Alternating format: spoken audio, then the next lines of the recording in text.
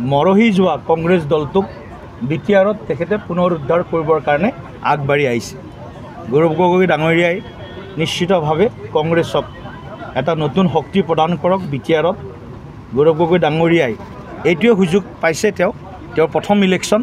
বিটিআৰত কংগ্ৰেছ শক্তিশালী কৰক। সেইটো গৌৰৱ গগৈ ডাঙৰীয়াৰ নেতৃত্বত যদি এইটো সম্ভৱপৰ হয়, তেতিয়াহ'লে কংগ্ৰেছ হয়তো যথেষ্টখিনি শক্তি আৰু সামৰ্থ্য অৰ্জন কৰিবলৈ সক্ষম হ'ব। গতিকে গৌৰৱ গগৈ যদি দুৰ্বল হৈ যায়, তেতিয়া আপোনালোকে গম পাব যে বিটিআৰতো দুৰ্বল হ'ব আৰু 26তো দুৰ্বল হ'ব, চবতে দুৰ্বল হ'ব। গতিকে বিটিআৰত যিমান পাৰে সিমান শক্তি কংগ্ৰেছ দৰে লগাই দিব লাগে। কাৰণ বিটিআৰত তেওঁৱে কৈছিলে যে বিটিআৰত কংগ্ৰেছে আগ্ৰাসীৰ ৰূপ লোৱা নাছিলোঁ। এতিয়া আগ্ৰাসী ৰূপ ল'বৰ কাৰণে তেখেতে চেষ্টা কৰিছে।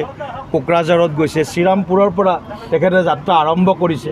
গতিকে শ্ৰীৰামপুৰৰ পৰা যিটো যাত্ৰা, এই যাত্ৰাটোৰ কথা কাহিনীবিলাক আমাতকৈ আপোনালোকে ভালকৈ জানে।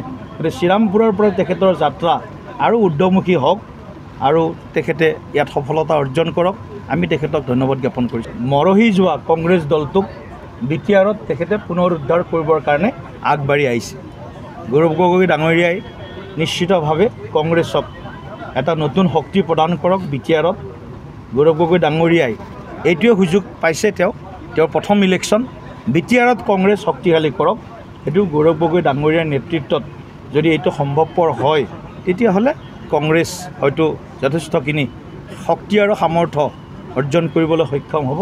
গতিকে গৌৰৱ গগৈ যদি দুৰ্বল হৈ যায়, তেতিয়া আপোনালোকে গম পাব যে বিটিআৰতো দুৰ্বল হ'ব আৰু 26তো দুৰ্বল হ'ব, চবতে দুৰ্বল হ'ব। গতিকে বিটিআৰত যিমান পাৰে সিমান শক্তি কংগ্ৰেছ দৰে লগাই দিব লাগে। কাৰণ বিটিআৰত তেওঁৱে কৈছিলে যে বিটিআৰত কংগ্ৰেছে আগ্ৰাসীৰ ৰূপ লোৱা নাছিলোঁ। এতিয়া আগ্ৰাসী ৰূপ ল'বৰ কাৰণে তেখেতে চেষ্টা কৰিছে।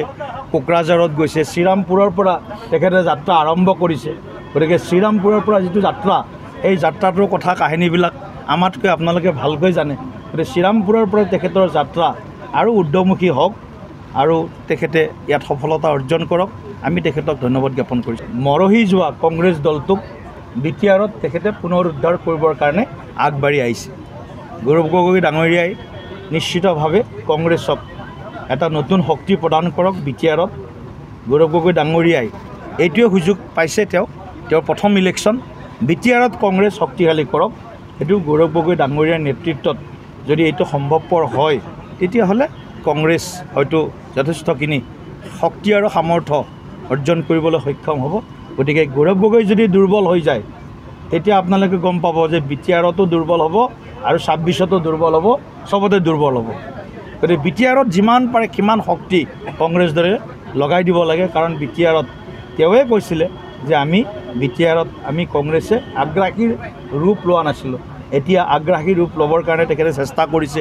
কোকৰাঝাৰত গৈছে, শ্ৰীৰামপুৰৰ পৰা তেখেতে যাত্ৰা আৰম্ভ কৰিছে। গতিকে শ্ৰীৰামপুৰৰ পৰা যিটো যাত্ৰা, এই যাত্ৰাটোৰ কথা কাহিনীবিলাক আমাতকৈ আপোনালোকে ভালকৈ জানে। গতিকে শ্ৰীৰামপুৰৰ পৰা তেখেতৰ যাত্ৰা আৰু ঊৰ্ধ্বমুখী হওক আৰু তেখেতে ইয়াত সফলতা অৰ্জন কৰক। আমি তেখেতক ধন্যবাদ জ্ঞাপন কৰিছোঁ। আপুনি বিচৰা বাতৰি পাব কেৱল নিউজ 18 এপত। নিউজ 18 এপ ডাউনলোড কৰিবলৈ স্কেন কৰক এই QR কোড। গুগল প্লে ষ্টৰতো পাব এই নিউজ 18 এপ।